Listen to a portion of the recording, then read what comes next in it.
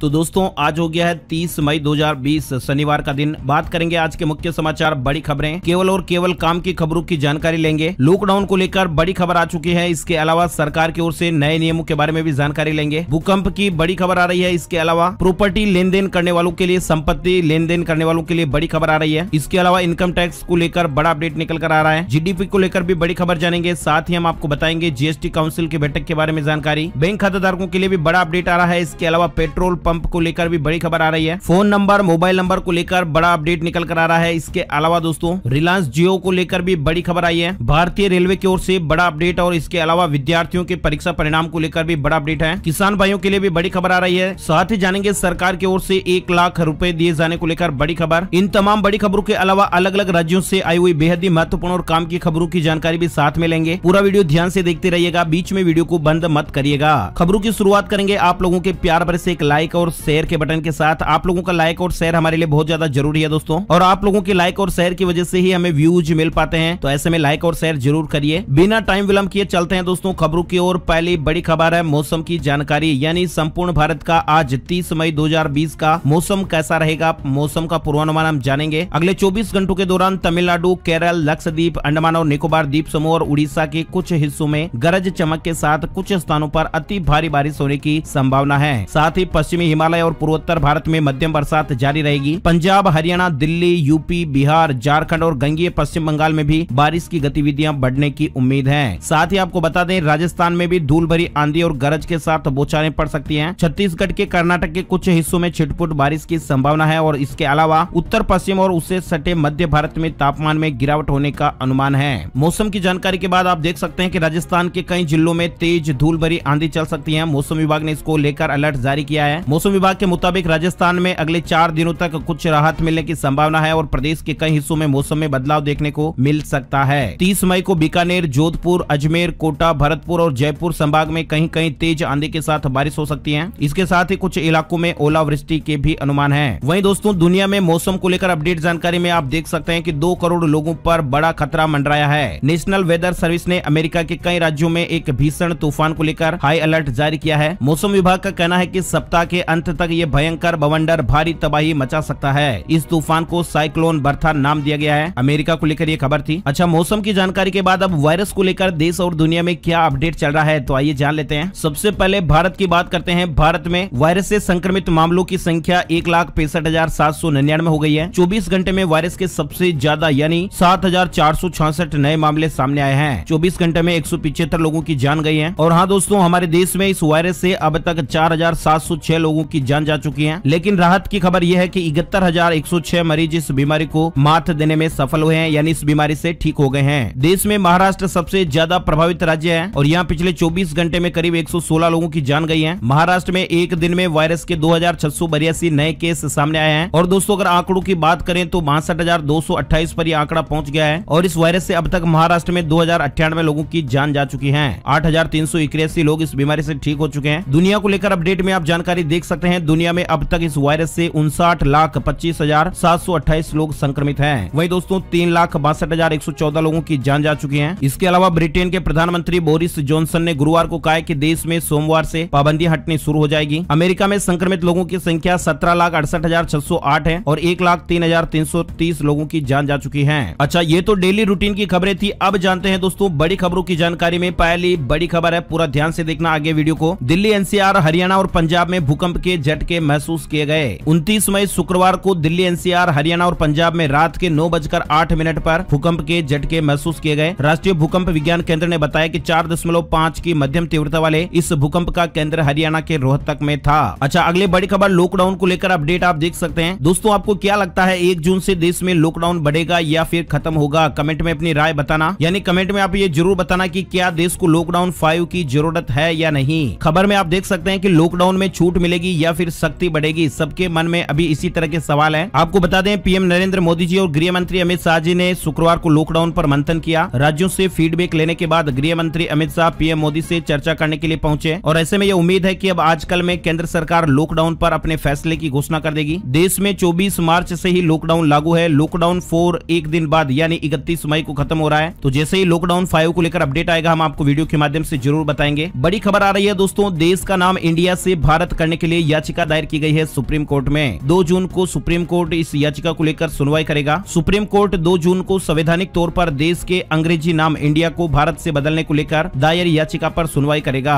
ये सुनवाई chief justice S A Bobde की अध्यक्षता वाले बेंच में होगी। इस मामले में शुक्रवार को सुनवाई होनी थी, लेकिन सीजेआई की गैर मौजूदगी के कारण इसे आगे बढ़ा दिया गया। बड़ी खबर आ रही है, अब नहीं छुपा सकेंगे प्रॉपर्टी और शेयर की खरीद फरोख्त, इनकम टैक्स विभाग ऐसे लेगा जानकारी। अगर आपने कोई नया मकान या फ्लैट या फिर शेयर बाजार में पैसा लगाया है तो इसकी जानकारी इनकम टैक्स विभाग को देनी होगी। केंद्रीय प्रत्यक्ष कर बोर्ड यानी सीबीडीटी ने फॉर्म 26AS का नया फॉर्म नोटिफाई किया है। आपको बता दें कि इस फॉर्म में टीडीसी या टीसीएस का ब्यौरा होता है। तो ऐसे में आप देख सकते हैं कि 1 जून से बदल जाएगा आपके इनकम टैक्स से जुड़ा ये फॉर्म, और इससे आपको हर ट्रांजैक्शन की जानकारी मिलेगी। अगर आपने अपनी आमदनी पर टैक्स चुकाया है या आपको हुई कमाई पर किसी व्यक्ति या संस्था ने टैक्स काटा है तो उसका जिक्र भी आपको फॉर्म 26AS में मिल जाता है। ये नया फॉर्म 1 जून 2020 से लागू होगा और विस्तार से जानकारी आप यहाँ पर देख सकते हैं। बड़ी खबर आ रही है दोस्तों, 11 साल में सबसे कम रही फाइनेंशियल ईयर 2020 की चौथी तिमाही में जीडीपी ग्रोथ। फिस्कल ईयर 2020 की चौथी तिमाही में जीडीपी की ग्रोथ 3.1% रही है। ये पिछले 11 साल की सबसे कमजोर ग्रोथ है। इससे पहले तीसरी तिमाही में जीडीपी की ग्रोथ 4.7% थी। बड़ी खबर आ रही है, जून में होगी जीएसटी काउंसिल की बैठक। गैर आवश्यक वस्तुओं पर दरें बढ़ाने के पक्ष में नहीं है वित्त मंत्रालय। जीएसटी काउंसिल की अगले महीने जून में बैठक होने वाली है। वित्त मंत्रालय इस बैठक में गैर आवश्यक सामानों पर वस्तु एवं सेवा कर यानी जीएसटी को बढ़ाने के पक्ष में नहीं है। यदि वस्तु और सेवा कर की दरों को गैर आवश्यक वस्तुओं पर बढ़ाया जाता है तो सूत्रों के अनुसार इससे इनकी मांग में और कमी आ जाएगी और इससे समग्र आर्थिक सुधार बाधित होगा। तो ऐसे में सूत्रों की ओर से ये खबर मिल रही है कि देशव्यापी लॉकडाउन के कारण राजस्व संग्रह में गिरावट के बावजूद भी वित्त मंत्रालय गैर आवश्यक वस्तुओं पर जीएसटी बढ़ाने के पक्ष में नहीं है।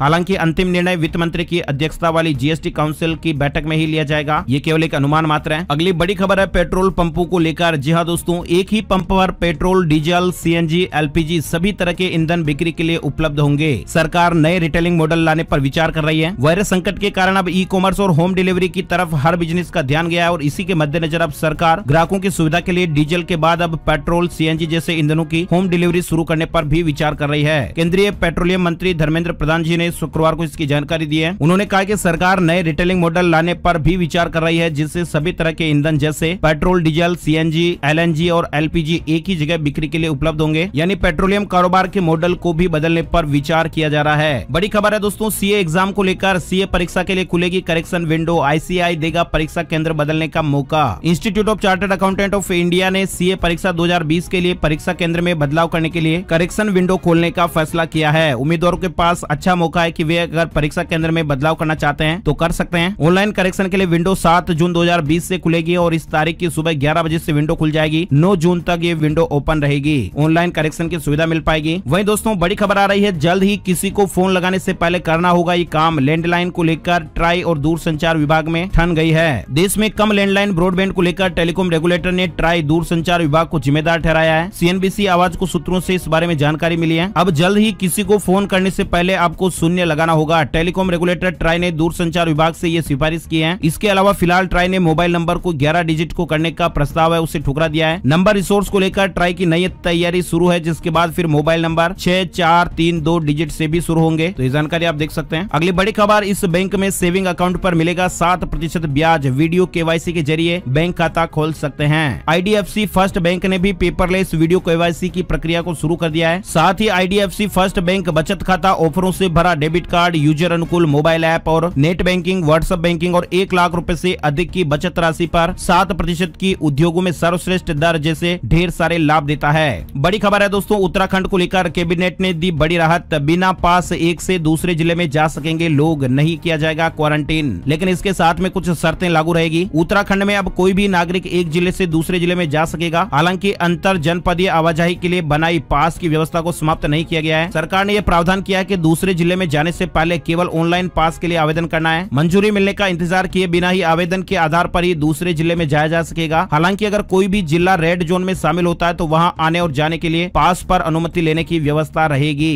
क्वारंटीन किए जाने की व्यवस्था केवल रेड जोन वाले जिलों से आने वालों के लिए रहेगी। अगर कोई व्यक्ति रेड जोन से आता है तो उसे अनिवार्य रूप से क्वारंटीन किया जाएगा। बड़ी खबर आ रही है, पश्चिम बंगाल को लेकर ममता बनर्जी ने किया ऐलान। 1 जून से खुलेंगे सभी धार्मिक स्थल, लेकिन एक समय में 10 से अधिक लोगों को नहीं मिलेगी अनुमति। पश्चिम बंगाल के मुख्यमंत्री ममता बनर्जी ने ऐलान कर दिया है कि सभी पूजा स्थल 1 जून से खोल दिए जाएंगे। अगली बड़ी खबर आई है दोस्तों, रिलायंस और जियो में जॉब वाले विज्ञापन विज्ञापनों पर दिल्ली हाईकोर्ट हुआ सख्त, ओएलएक्स और क्विकर को चेतावनी जारी की गई है। नौकरी का झांसा देने वाले फर्जी विज्ञापनों पर दिल्ली हाईकोर्ट ने नकेल कसी है, यानी ओएलएक्स और क्विकर पर फर्जी तरीके से जॉब ऑफर किए जाते हैं रिलायंस या फिर जियो को लेकर। तो ऐसे में आप लोग भी सावधान रहिएगा, फेक जॉब ऑफर आपको भी मिल सकता है। ओएलएक्स और क्विकर पर अगर इस तरह के फर्जी आपको विज्ञापन दिखाई देते हैं तो अब आपको राहत मिलेगी, क्योंकि दिल्ली हाईकोर्ट ने ओएलएक्स और क्विकर को इसको लेकर आदेश जारी किया है, यानी ऐसे फर्जी विज्ञापनों को नहीं दिखाने का आदेश दिया गया है जिसमें रिलायंस और जियो के फर्जी विज्ञापन चल रहे हैं। अगली बड़ी खबर, WHO ने स्टूडेंट को तंबाकू की लत से बचाने के लिए लॉन्च किया नया टूल किट।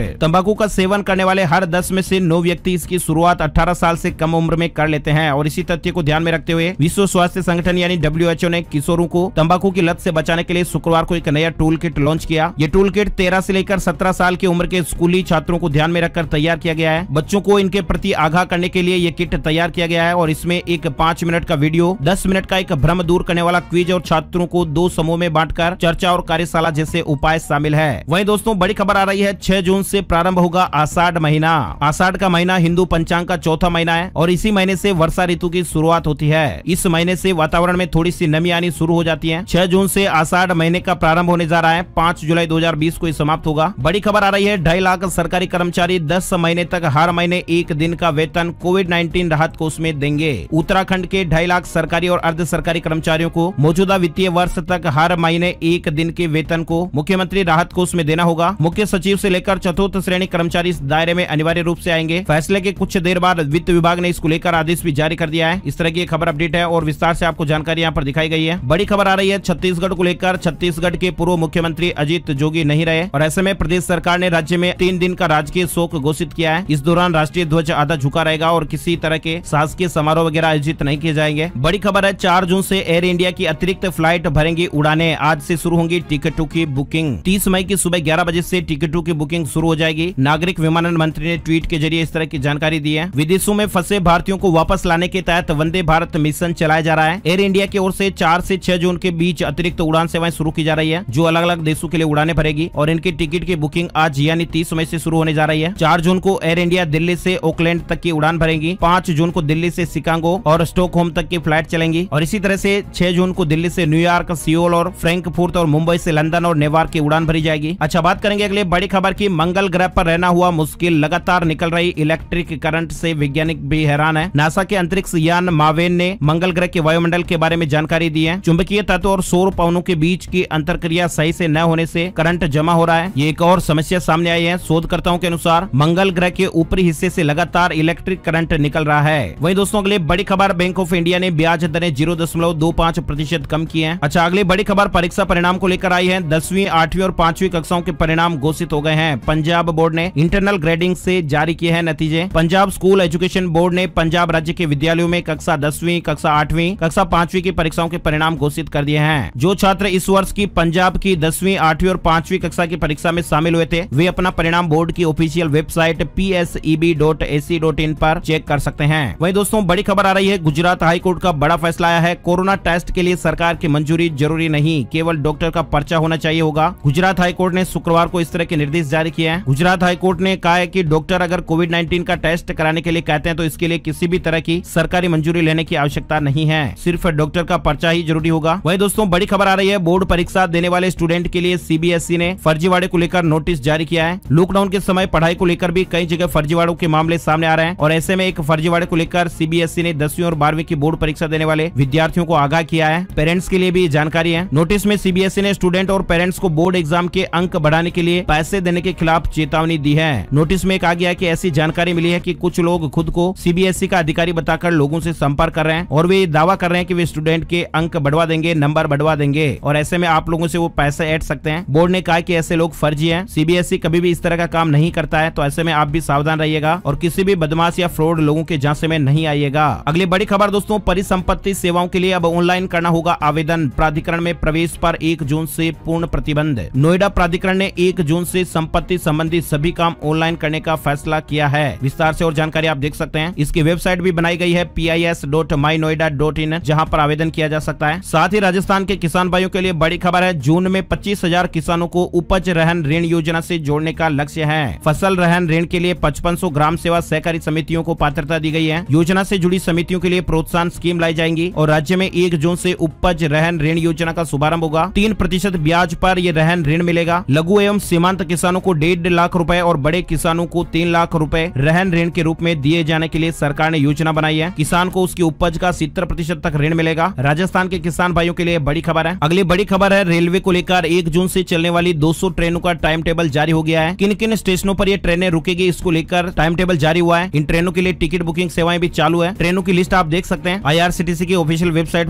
पर आपको इसकी जानकारी मिल जाएगी। वहीं दोस्तों, उत्तर प्रदेश को लेकर अपडेट आया है कि इच्छुक प्रवासी श्रमिक जब तक उत्तर प्रदेश नहीं लौट जाते, निःशुल्क ट्रेनों बसों का संचालन जारी रहेगा। मुख्यमंत्री योगी आदित्यनाथ जी ने कहा है कि पूरे देश से कामगारों श्रमिकों के लिए निःशुल्क ट्रेनों का संचालन आगे भी तब तक जारी रहेगा जब तक वापस आने के इच्छुक कामगार या श्रमिक प्रदेश नहीं लौट आते। तो ये अच्छी खबर है। वहीं दोस्तों, बड़ी खबर है, सीएम योगी ने साइन किए हैं MOU पर 11.5 लाख श्रमिकों या कामगारों को रोजगार मिलेगा। बाहर से घर आए श्रमिकों और कामगारों की मदद के लिए यूपी सरकार ने एक बड़ा कदम उठाया है। IIA, NAREDCO और CII और यूपी सरकार के बीच करार हुआ है और ऐसे में 11.5 लाख श्रमिकों व कामगारों को रोजगार मिलेगा। अगली बड़ी खबर आ रही है, उत्तराखंड में 1 जून से सरकारी कार्यालय पहले की तरह खुलेंगे। उत्तराखंड सरकार ने शुक्रवार को राज्य सचिवालय तथा विधानसभा सहित अपने सभी शासकीय कार्यालयों को 1 जून से लॉकडाउन से पहले की तरह खोलने का निर्णय किया है। विस्तार से जानकारी आप यहाँ पर देख सकते हैं। वहीं बड़ी खबर आ रही है, झारखंड में लॉकडाउन 5 लागू करने पर हेमंत सोरेन जी का बड़ा बयान। उन्होंने कहा कि अगर जरूरत पड़ी तो राज्य में लॉकडाउन 5 को भी लागू करेंगे। सीएम हेमंत सोरेन ने यह भी कहा कि लोगों को बचाना हमारी पहली प्राथमिकता है। साथ ही बड़ी खबर आ रही है, गूगल, माइक्रोसॉफ्ट और RBI की चेतावनी, वायरस के दौरान बढ़ रही है ऑनलाइन धोखाधड़ी। सावधानी बरतिएगा वरना आपका बैंक अकाउंट खाली हो सकता है। धोखाधड़ी करने वाले लोग ईमेल भेजकर आप लोगों को फंसा सकते हैं। आपके मोबाइल, फेसबुक, व्हाट्सएप पर किसी भी तरह के अगर आपको फर्जी लिंक वगैरह मिलते हैं तो उन्हें क्लिक ना करें, मैसेज पर क्लिक ना करें। आपके बैंक खाते से जुड़ी या फिर पैन कार्ड, आधार कार्ड से जुड़ी जानकारियां कहीं पर भी शेयर ना करें। किसी भी स्कीम के बारे में आपको फंसाया जा सकता है, धोखाधड़ी की जा सकती है। तो ऐसे में कोई भी जानकारी सबमिट करने से पहले जरूर सोचें, अच्छी तरह से तहकीकात और पड़ताल करने के बाद ही कोई जानकारियां शेयर करें, वरना आपको नुकसान हो सकता है। सावधान रहें। वहीं दोस्तों, बड़ी खबर है, आरोग्य सेतु ऐप में अगर आप कोई कमी निकालते हैं, बग ढूंढते हैं तो मोदी सरकार आपको देगी 1 लाख रुपए। यानी सरकार 1 लाख रुपए जीतने का मौका दे रही है। अगर आपको इस कंपटीशन के बारे में और विस्तार से जानकारी चाहिए तो आप mygov.in भारत सरकार की ऑफिशियल वेबसाइट है, जहां पर आप इसकी जानकारी और अपडेट देख सकते हैं। अगर आप इसकी सही कमी बताते हैं, बग ढूंढते हैं, तो आपको 1 लाख रुपए मिलेगा सरकार की तरफ से। अच्छा, बड़ी खबर है दोस्तों, बैंक को लेकर 4 बैंकों पर RBI ने जुर्माना लगाया है। भारतीय रिजर्व बैंक ने मुंबई के भारत सहकारी बैंक पर नियमों का अनुपालन न करने के लिए 60 लाख रुपए का जुर्माना लगाया। सिटी बैंक पर 4 करोड़ रुपए का जुर्माना लगाया है। बैंक ऑफ इंडिया पर भी जुर्माना लगा है 5 करोड़ रुपए का। कर्नाटक बैंक पर भी जुर्माना लगाया गया है। ये जानकारी आप देख सकते हैं। वहीं दोस्तों, बड़ी खबर है, उड़ीसा में लॉकडाउन 5 की तैयारी, अगले कुछ दिनों में होगा नियमों का ऐलान। इस तरह की ये खबर आ रही है। साथ ही बड़ा अपडेट आया है, अब अगले साल जनवरी में होगी विश्व जूनियर चैंपियनशिप। BWF ने वायरस संक्रमण की वजह से फैसला ले लिया है। बैडमिंटन विश्व महासंघ ने पुष्टि की कि विश्व जूनियर चैंपियनशिप अब अगले साल 18 से 24 जनवरी तक आयोजित की जाएगी। साथ ही बड़ी खबर आ रही है, CISF को लेकर कांस्टेबल ट्रेड्समैन लिखित परीक्षा 2019 की संशोधित परीक्षा तिथि जारी की गई है। यानी 7 जून को आयोजित होने वाली लिखित परीक्षा का आयोजन अब 6 सितंबर 2020 को किया जाएगा। इस तरह का नोटिफिकेशन आ गया है। वहीं दोस्तों, बड़ी खबर आ रही है, स्पाइस जेट को ड्रोन ट्रायल करने की मिली इजाजत, दवाइयों की होगी सप्लाई। स्पाइस जेट को ड्रोन ट्रायल करने की इजाजत मिल गई है। स्पाइस जेट कंपनी चाहती है कि कुछ जरूरी सेवाओं और दवाइयों को ड्रोन की मदद से सप्लाई करने की इजाजत मिले, जिससे लोगों तक तत्काल मदद पहुंचाई जा सके। और ऐसे में DGCA ने स्पाइस जेट को ड्रोन ट्रायल की मंजूरी दी है। अगली बड़ी खबर है दोस्तों, हमारे हेल्थ से जुड़ी हुई, अखबार में रखकर न खाएं खाना,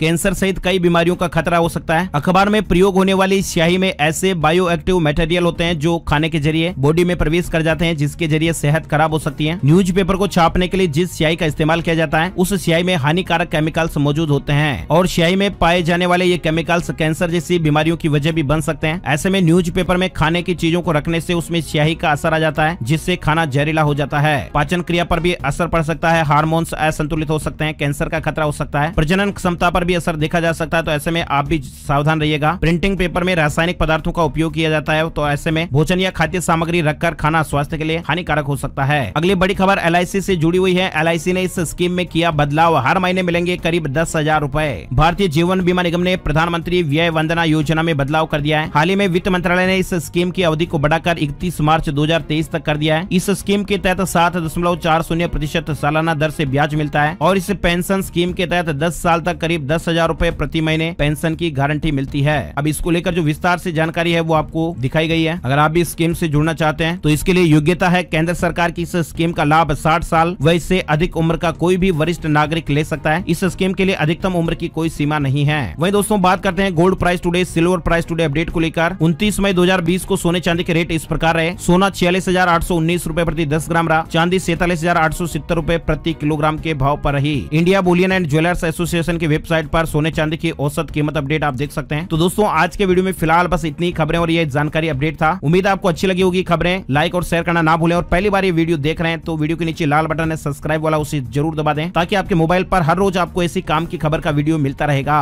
वीडियो पूरा देखने के लिए आपका तहे दिल से शुक्रिया, बहुत बहुत धन्यवाद। जय हिंद, जय भारत, वंदे मातरम।